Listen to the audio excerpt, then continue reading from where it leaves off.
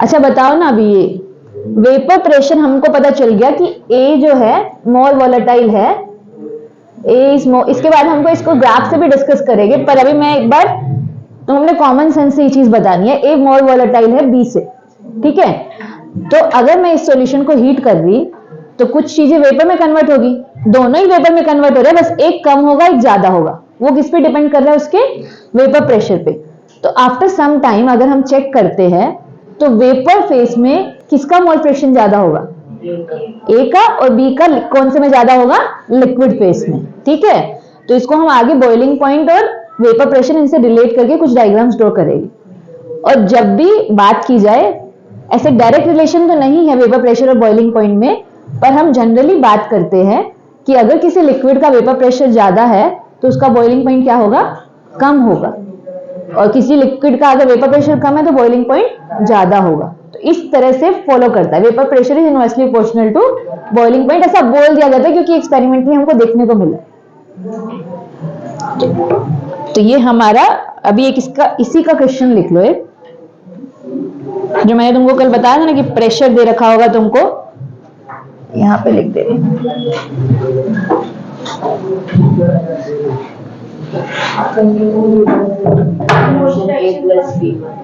Solution हाँ वैसा कुछ ही। इसमें मोल फ्रैक्शन दे रखा था, हम प्रेशर की बात करें। अभी तुम देखो, अच्छा तुम ये देखो, ये दूसरा क्वेश्चन है, वो नहीं है, सेम नहीं। वेपर प्रेशर सॉल्यूशन का दे रखा है किसके इक्वल? सॉल्यूशन की जब भी बात की जाएगी मतलब वो टोटल प्रेशर की बात की जा रही है, ठीक है। अब मुझे इसमें बताना है PA note and PB note कितना होगा,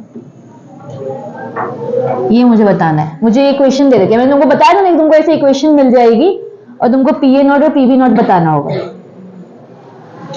तो अब इससे रिलेट करो, कहाँ रिलेट कर पा रहे हो, और फिर उससे पीए नोट और पीबी नोट निकालो।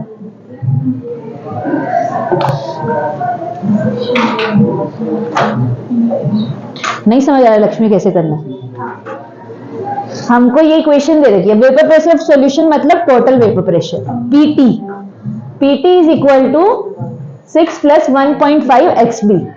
तो यहां पे ऐसी इक्वेशन कहां बन रही है? कौन सी इक्वेशन बन रही है ये?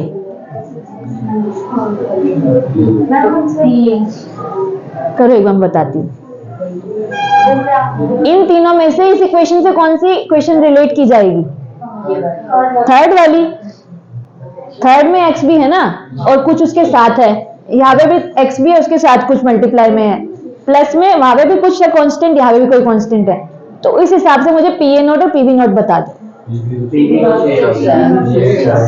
नोट तो 6 हो गया, और पीए नोट कितना हो जाएगा? 7.5। नहीं कुछ गड़बड़ तो नहीं किया है? 4.5 पीए नोट प्लस, हाँ इस इक्वेशन में कुछ, ये इक्वेशन है वो चेक करना, यहाँ पे क्या आएगा? यहाँ पे क्या आता है? एक्स भी आता है कि एक्स से आता है? तो ये वाली इक्वेशन यूज करेंगे, ये वाली इक्वेशन यूज करेंगे, और फिर पीए नोट क्या हो जाएगा? पीए नोट तो 6 हो जाएगा, और पीबी नोट कितना हो जाएगा?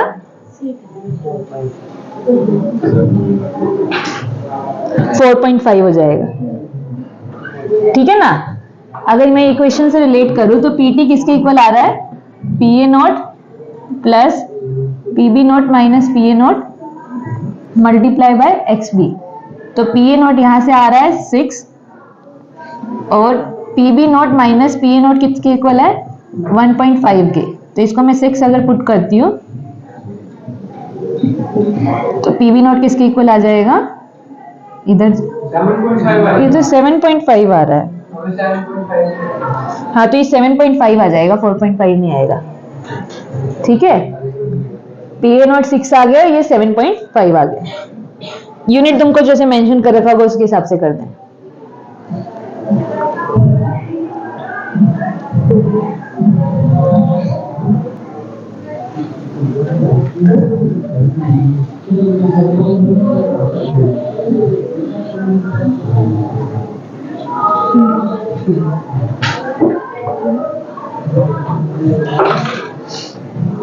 अगला टॉपिक हम देखते हैं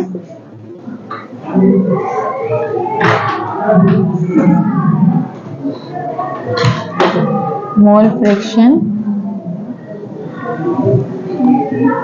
in solution phase and vapour phase. Vapour phase में किससे, सॉल्यूशन फेज में अगर हम रिप्रेजेंट कर रहे हैं एक्स ए और एक्स बी से, वेपर फेज में कैसे करते हैं, वाई और वाई बी से। ठीक है, इसका मतलब क्या हुआ कि मान लो ये कोई कंटेनर है जिसमें लिक्विड है और उसके कुछ वेपर्स है, तो इसमें क्या कॉम्पोजिशन होगा, वाई बी।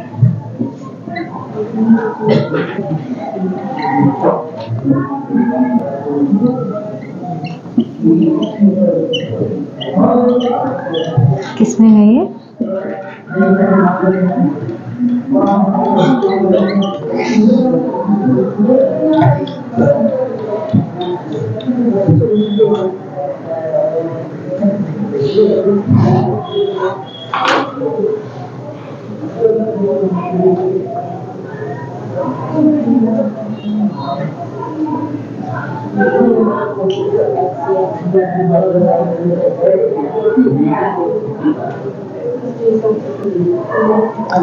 पूरा नहीं होता है, जो भी वेपर्स बन रहे हैं उतना हो जाता है मोल फ्रैक्शन, लेकिन हमेशा सम उनका हमेशा 1 रहेगा, बस वो फ्रैक्शन चेंज होता रहेगा।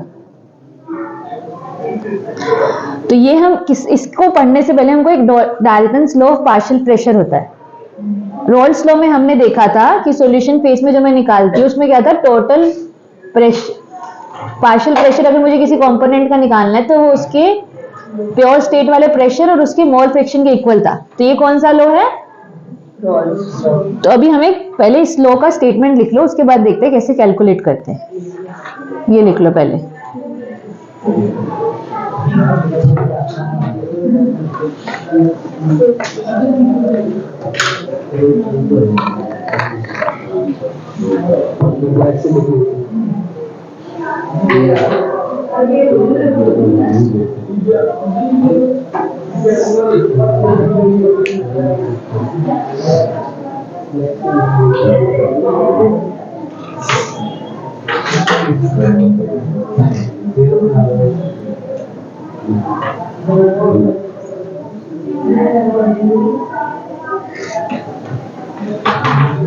लिखिए आगे इसी के अंदर सब हेडिंग में लिखो Dalton's law of partial pressure, Dalton's law of partial pressure.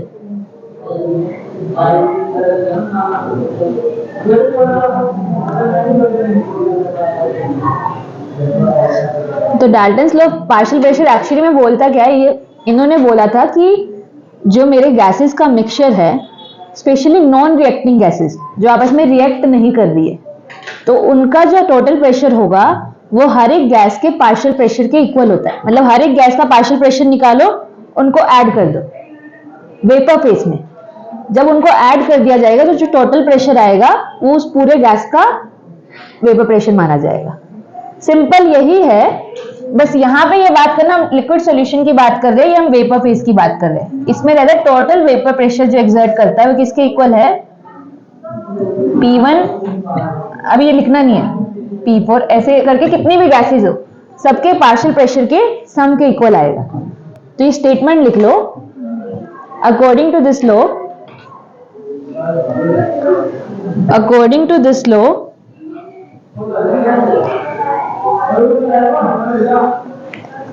किसकी स्टेटमेंट है, Dalton's law of partial pressure.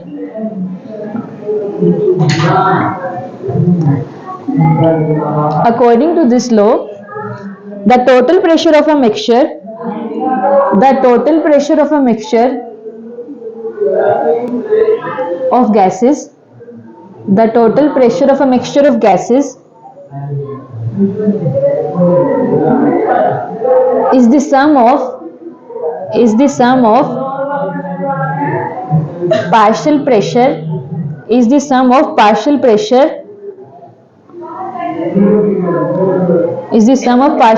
of each gas, partial pressure of each gas। उसके बाद ये वाला इक्वेशन लिख लेना, P total is equal to P1 plus P2 plus P3 plus P4, जितनी भी गैसेज है। हमारे केस में हम A और B दो ही कंपोनेंट ले रहे हैं जो वेपर में कन्वर्ट हो रहे हैं, तो Pa प्लस Pb हो जाएगा।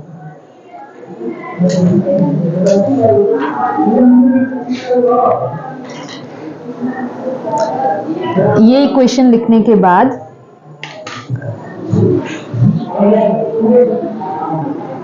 ये लो, और क्या बोलता है कि जो मोल फ्रैक्शन रहेगा वेपर फेस में वो किसके इक्वल रहेगा, मतलब YI is equal to PI divided by P total. ये इसको फॉलो करता है कि वेपर फेस में जो भी उसका मोल फ्रैक्शन रहेगा वो किसके इक्वल रहेगा, उसका जो प्रेशर है डिवाइडेड बाय जो टोटल प्रेशर है। इस तरह से भी देख सकते हैं, जैसे हम मोल्स की बात करते हैं तो उस कंपोनेंट के मोल लेते हैं ऊपर और नीचे सबके मोल्स का एडिशन लेते हैं, तो यहाँ पे भी हम ऊपर उसका प्रेशर ले रहे हैं डिवाइडेड बाय टोटल प्रेशर। तो इससे हम क्या निकाल सकते हैं, mole fraction in vapour face. तो ये किसका स्टेटमेंट है, डाल्टन्स लॉ ये वाला स्टेटमेंट देता है।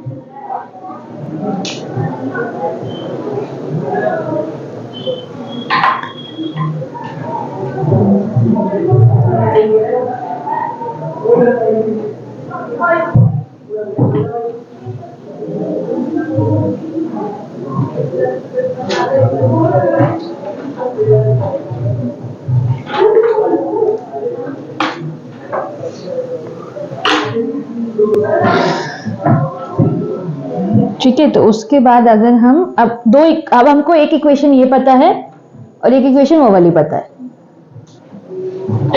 तो यहां से अगर मान लो I A के बराबर है मेरा, तो A का पार्शियल प्रेशर कितना हो जाएगा, PA P total is equal to YA, और यहाँ पे PA किसके इक्वल हो गया है, YA मल्टीप्लाई बाय PT।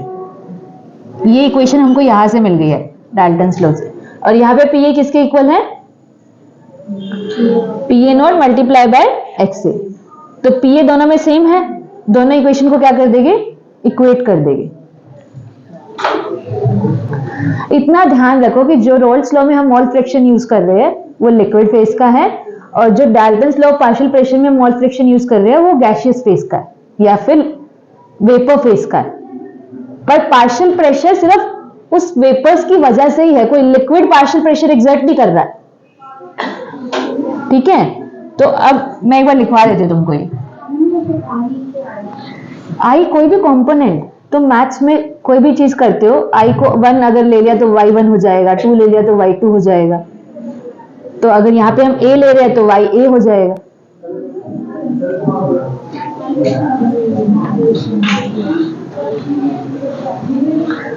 तो अभी तुम लिखो पहले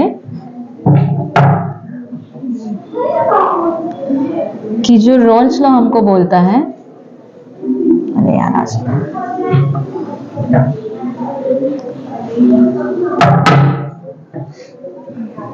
अकॉर्डिंग टू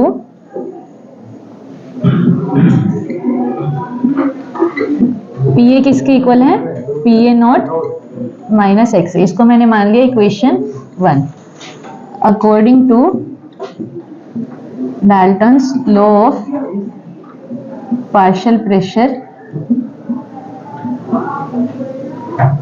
PA किसके इक्वल था, YA मल्टीप्लाई बाय PT।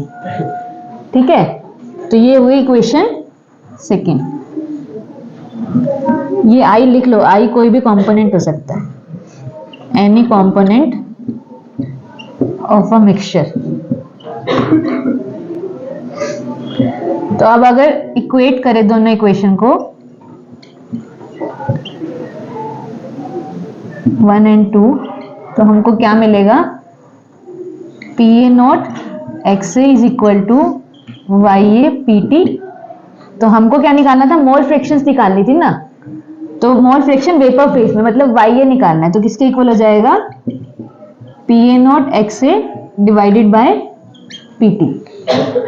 ठीक है, इससे हम निकालेंगे mole fraction in vapour phase. ये A की हो गई, B की क्या हो जाएगी, YB क्या हो जाएगी, PB0 multiply by XB divided by PT। और इसको आगे देखना हो तो PT किसके इक्वल था हमारा,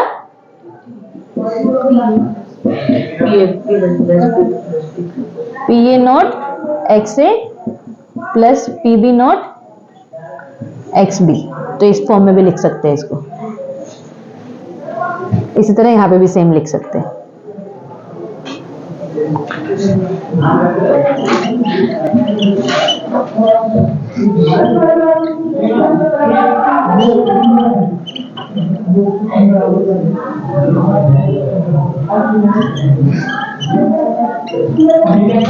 लिख लो इतने इसको।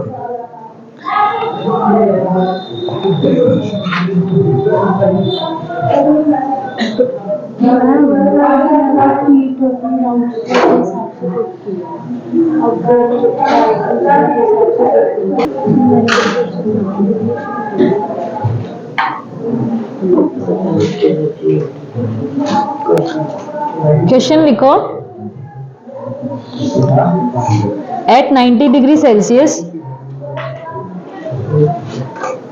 at 90 degree Celsius vapor pressure of toluene is, at 90 degree Celsius vapor pressure of toluene is,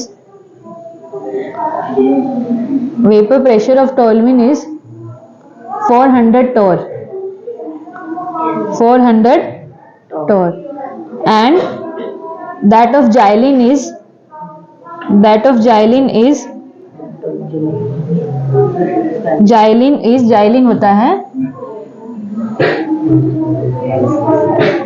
और xylene इसको बोलते हैं,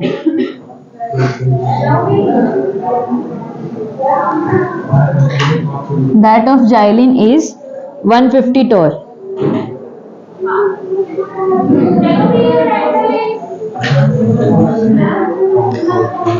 What is the composition, हाँ torr, what is the composition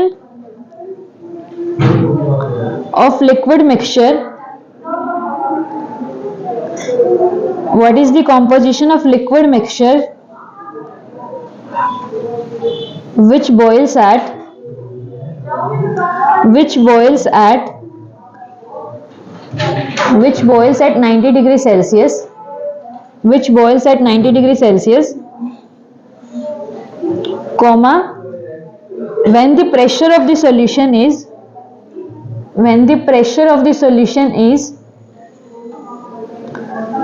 when the pressure of the solution is 0.5 atm, 0.5 atm। ठीक है, अगला निकालना है, अगला इसी का पार्ट है, what is the composition of both the component, what is the composition of both the component in vapour phase, composition of both the component in vapor phase।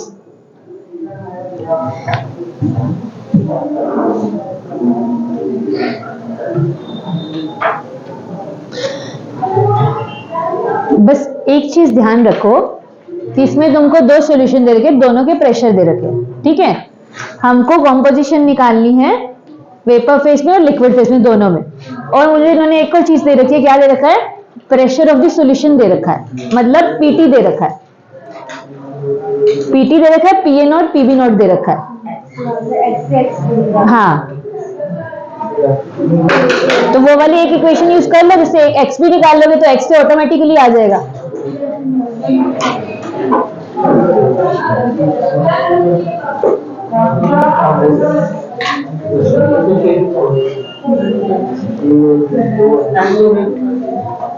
Unit देखो, 1 ATM कितने टॉर के equal होता है, तो convert कर लेना।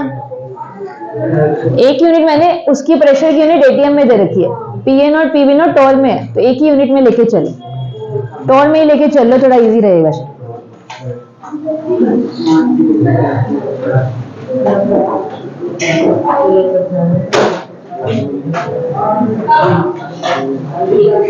क्या हुआ उसको?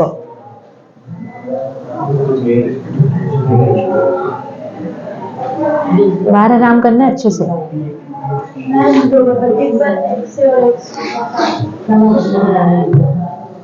एक्स बी मतलब जाइलिन का 2/25, 23/25। अब इसी को यूज करके जो हमने यहाँ पे पढ़ा है, जो ये सारी इक्वेशन की है, इससे वाई और वाई भी निकालो, मतलब वाई टोल्विन और वाई जाइलिन।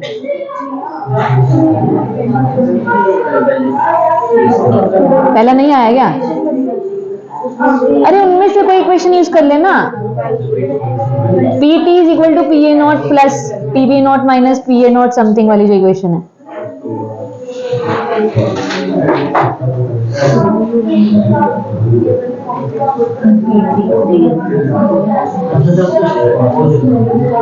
वही तो, सब तो दे रखा है।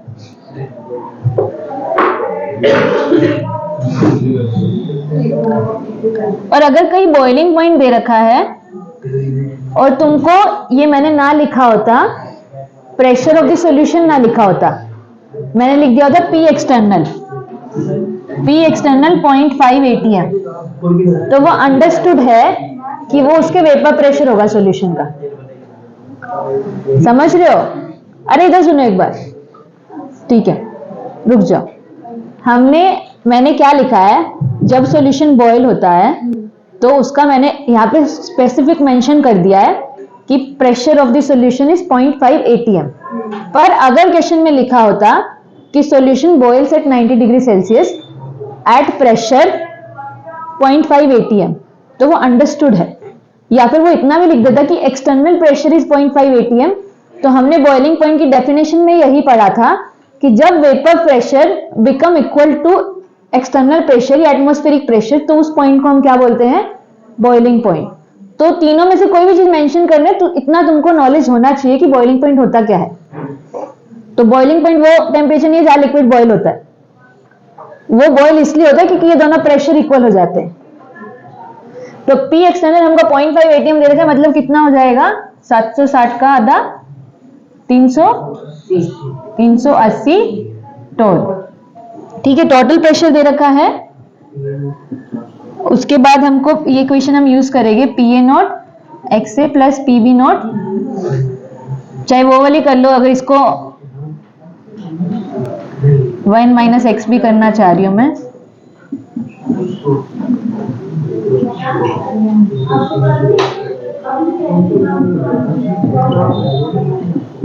यही क्वेश्चन आएगी ना? हाँ, तेरा हो गया आयुष? तो P कितना है? 380। PA नॉट कितना है? PA नॉट कितना दे रखे हैं? 400 plus PB not, PA not कितना होगा? 250 ना, माइनस करके। अच्छा, PB नॉट क्या है? कम है,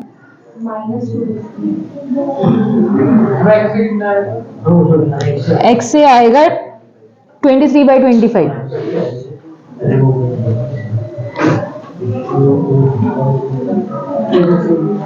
तो PB माइनस PA नॉट कितना आ जाएगा अपना?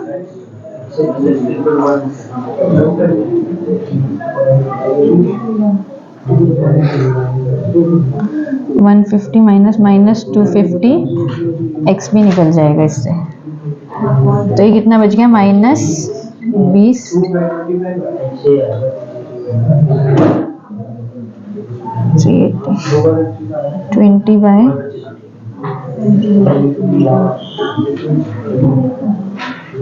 2/25 आ गया मेरा एक्स बी, और एक्स से कितना आ जाएगा? 23/25। वो अंडरस्टूड है। 0.96, हाँ। अब यहाँ पे हमको यही वाला इक्वेशन यूज करके ये दोनों, मेरे को YA निकालना है। मुझे PA नॉट कितना दे रखा है? PA नॉट मतलब P टोल्विन का कितना है? 400 toll multiply by mole fraction कितना आ गया उसका? 23/25। डिवाइडेड बाय टोटल प्रेशर कितना दे रखा है 380। टोर से तो टोर की यूनिट कट जाएगी, यूनिट लेस क्वांटिटी हमको कुछ मिलेगा, तो इसको कैलकुलेट कर लो। वाई ये मेरे को मिलेगा 0.96 समथिंग मिलेगा, और वाई भी इसमें 1 में से ही माइनस कर दो 0.032 समथिंग मिलेगा, ये 0.968 मिलेगा शायद। ठीक है, ये चीज समझ आई कैसे निकाला है? तो कंफ्यूज नहीं होना है, क्वेश्चन में क्या दे रहे थे आराम से पढ़ो फिर उसको सोल्व करो। बस एक चीज अगर आप ये पूछ ले या तुमको कैलकुलेट करने से पहले, वो तो अंडरस्टूड सी बात थी, क्योंकि पार्शियल प्रेशर जो प्रेशर था पीए नॉट था वो किसका ज्यादा था? टॉल्विन का ज्यादा था। तो वेपर फेज में कौन ज्यादा मिलेगा? वेपर फेज में जिसका पार्शियल प्रेशर होगा वही तोड़ के वेपर में जाएगा। जिसका प्रेशर ज्यादा लगा रहा है मतलब वो ऑलरेडी वेपर प्रेशर होता क्या है? जो लिक्विड से ऊपर जो वेपर्स बने वो जो प्रेशर एग्जर्ट कर रहे हैं, तो मतलब वहां पे जो संख्या जो जिसका मोल फ्रैक्शन ज्यादा होगा वही तो एक्स्ट्रा प्रेशर लगाएगा। तो अगर टॉल्विन और जाइलिन में से टॉल्विन का वेपर प्रेशर ज्यादा है तो वेपर फेज में कौन ज्यादा मिलना चाहिए? तो टॉल्विन ही तो हारा है। ये 0.96 आ रहा है और ये 0.032 आ रहा है, ये जबकि ये यहाँ पे एक्स भी यहाँ पे ज्यादा आ रहा है, यहाँ पे कम आ रहा है। ठीक है, तो टॉल्विन क्या बोलेंगे हम? More volatile than xylene. Last में कंक्लूजन में भी लिख सकते हो, toluene is more volatile than xylene.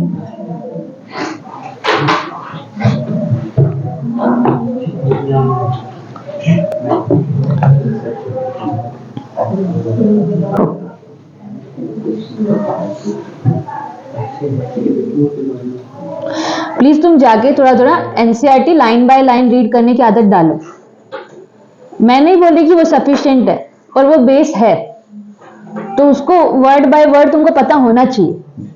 उसके क्वेश्चंस A to Z होने चाहिए, उसके वर्ड्स पता होने चाहिए, कहाँ से पूछा जा रहा है, कहाँ पे क्या लिखा हुआ। टेबल्स तक भी पूछ लेते हैं वो, टेबल्स का डेटा भी पूछ लेंगे, तो उसको समझ के रखना है कि कहाँ पे क्या लिखा हुआ। तो सबसे पहले तो जाके उसको पढ़ो, फिर अपने नोट्स पढ़ो, फिर क्वेश्चन सॉल्व करो।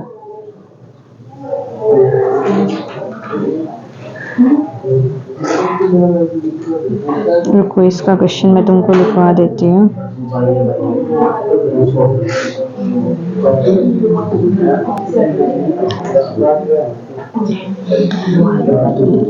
लिखो वेपर, सेकेंड क्वेश्चन लिखो इसी का। Vapour pressure of chloroform, vapour pressure, हाँ सेकेंड क्वेश्चन इसी टॉपिक का है, सेम ही रहेगा। Vapour pressure of chloroform and dichloromethane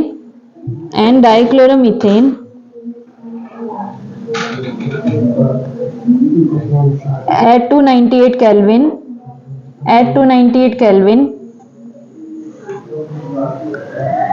are 200 mm Hg and 415 mm Hg and 415 mm Hg 415 तो क्लोरोफॉर्म का तो 200 mm Hg हो गया और डाइक्लोरोमीथेन का हो गया 415 mm Hg। Calculate the vapour pressure of the solution, calculate the vapour pressure of the solution prepared by mixing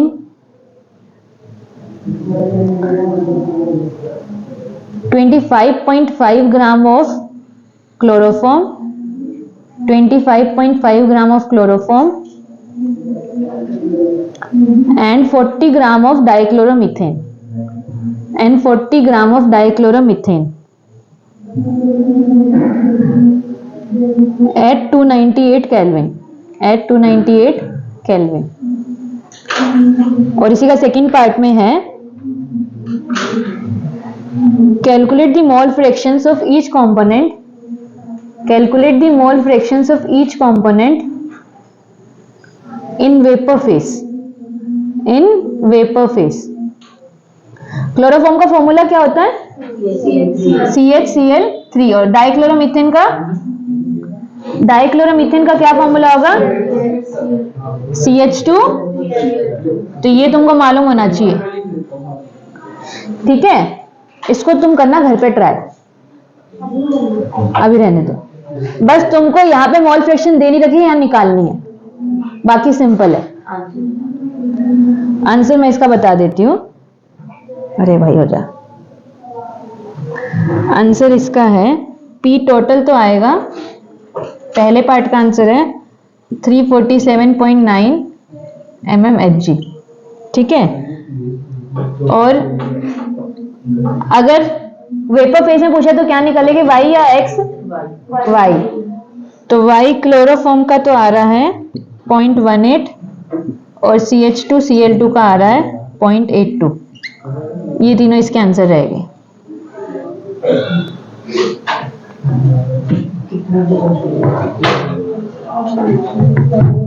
सभी निकालना पड़ेगा तुमको, पहले मोल फ्रैक्शन निकालना है, फिर टोटल प्रेशर निकालना है, फिर X से XB निकालोगे, और अगर X से XB की जरूरत नहीं है, सिंपल हो जाएगा तो सिंपल हो जाएगा। तो हमने देखा था अगला डालो, liquid and vapour composition curve for ideal solution.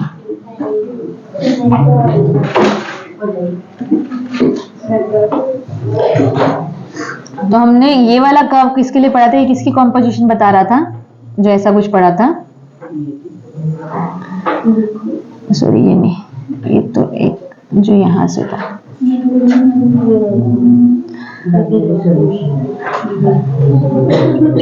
PA0 PB0 XB XA is equal to 1, XB is equal to 0, XA is equal to 0, XB is equal to 1। तो यहाँ पे जो कॉम्पोजिशन हम पढ़ रहे थे, ये किसमें थी? ये रोल्स में तो थी, मतलब लिक्विड सॉल्यूशन में थी क्या वेपर फेस में थी? तो इस तरह के कर्व को बोला जाता है लिक्विड कॉम्पोजिशन कर्व। ये हमने किस इक्वेशन के बेसिस पे बनाया था, जो हमने PT is equal to PA वाली जो इक्वेशन है पूरी, उसके बेसिस पे ये वाला चीज बनाई थी, ठीक है। PA0 XA plus PB0 XB। तो इस कर्व को क्या बोलते हैं हम? Liquid composition curve. मतलब जो यहाँ पे कॉम्पोजिशन आएगी ना किसी भी पॉइंट पे, वो किसकी कॉम्पोजिशन आएगी इस लाइन पे? लिक्विड में जो XA और XB प्रेजेंट है। अगर मैं मान लो इस पॉइंट पे करना चाहो, इस प्रेशर पे, किधर? अच्छा, तो ये कॉम्पोजिशन जो बताएगा XA की जो भी रहेगी, XB की जो भी रहेगी, ठीक है। तो ऐसे कर्व को क्या बोलते हैं?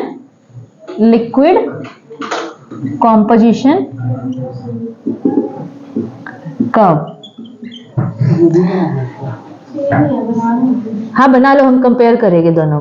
वेपर कॉम्पोजिशन कर्व कैसे बनता है, उसके लिए वो वाली इक्वेशन यूज करेंगे, वाई वाली जो रहती है। अगर वेपर कॉम्पोजिशन कर्व की बात करते हैं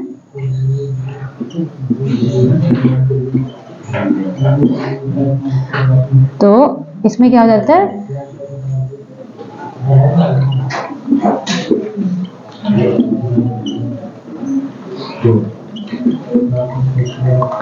मतलब PA0 इज इक्वल टू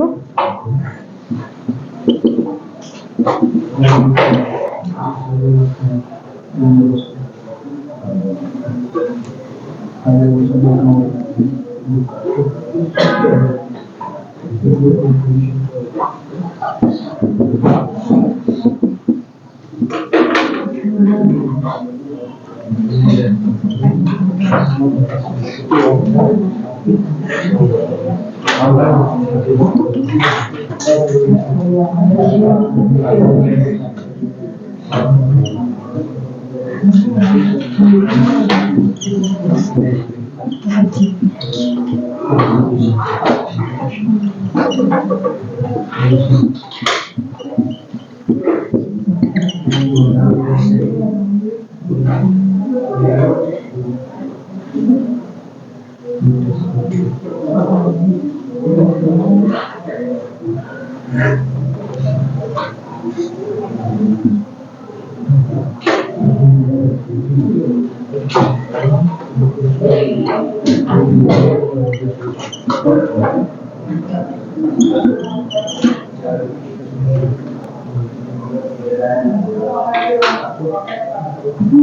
तो था, रुको रुको इसको मत लिखो।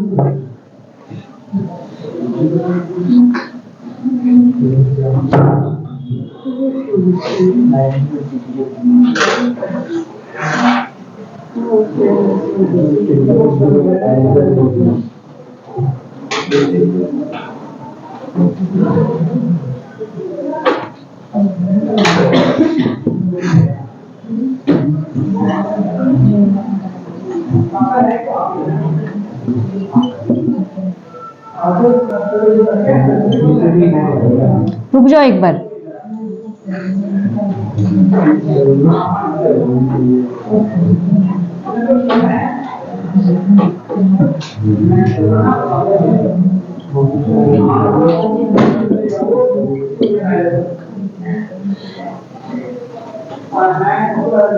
इसका ये डेरिवेशन देखते हैं, रुक जाएगा। अभी तुम सिंपल एक ये इक्वेशन लिख लो जो रोल्स लॉ फॉलो करता है।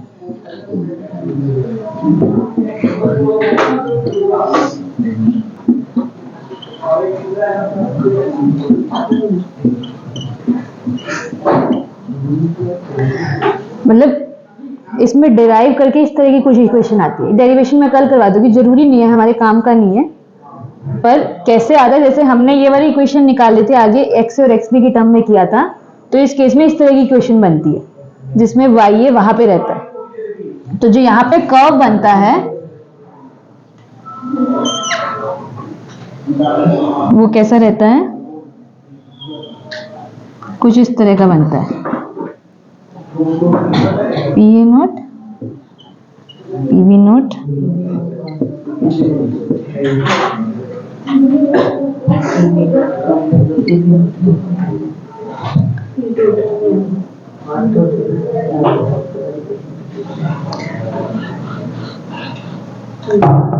अरे तो यहाँ डिट्टो हम ऐसी इक्वेशन वेपराइजेशन कर्व की बना रहे, तो इसमें अगर उस इक्वेशन में x से नहीं भी रहेगा तो x से तो इंक्लूड करते हैं ना। दोनों इक्वेशन दोनों बना के दिखा रहे हैं। अगर इसको हम इस तरह का रिलेशन फॉलो करें, जब 1/pa नोट की बात कर रहे हैं तो कुछ ऐसी इक्वेशन बन रही है।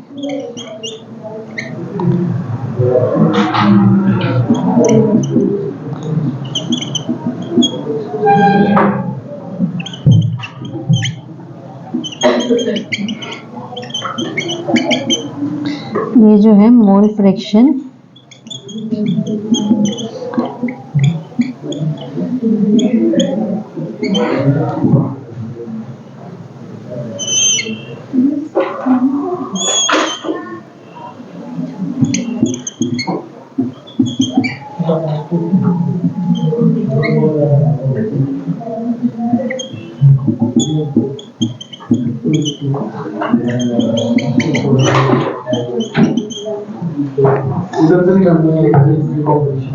क्या क्या नहीं नहीं वो तो हम कर चुके हैं। बस वेपर में बस हम इनको सिर्फ तुमको यहाँ पे ये जानने की जरूरत है कि लिक्विड का ऐसे स्ट्रेट लाइन रहता है तो वेपर का कुछ इस तरह से दिखता है बस। आगे क्योंकि इन दोनों को एक साथ ही लिखा जाएगा, एक ही ग्राफ में हम लिखेंगे। जो स्ट्रेट लाइन बनाएंगे वो लिक्विड कॉम्पोजिशन कर्व को डिफाइन कर रहा होगा और जो इस तरह से कर्व रहेगा उसको वेपर कॉम्पोजिशन कर्व बोलते हैं। तो ये दोनों कर्व ही क्या है, वेपर कॉम्पोजिशन कर्व।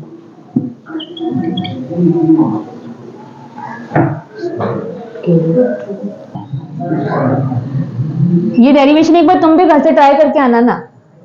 अभी बस मुझे कंफ्यूजन इस चीज का हो रहा है कि इसमें वैल्यूज इधर उधर ही पुट करनी है जैसे हमने यहाँ पे किया। तो चेंजेस कर करके एक बार ये ट्राई करना ये कैसे डिराइव किया जाएगा, बाकी मैं तुमको कल बता दूंगी।